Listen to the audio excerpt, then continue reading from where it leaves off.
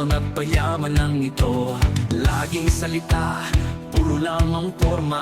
Huwag na daw isipin, wala nang pag-asa. Marami naman, puro sarili lang. Laging pera ang laman ng usapan. Ang kanilang bulsa, ang laging nauuna. Ayuda ang itinanim, hirap ang naging aanihin. Matagal nang ganyan ang kalakaran. Sugal na ang pusta, inabukasan. Buksan ang isipan, huwag ang palad na pinagpapalimusan.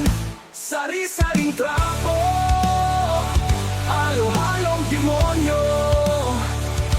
Kanya-kanyang tago ng mga bahong nakakahilo.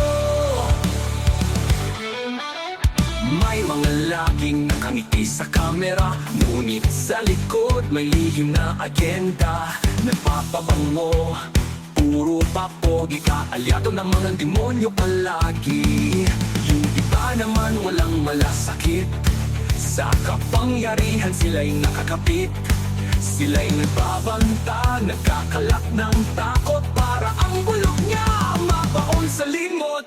Matagal nang ganyan ang kalakaran. Sugal na ang pusta, kinabukasan. Buksan ang isipan, huwag ang palad na pinagpapalimusan.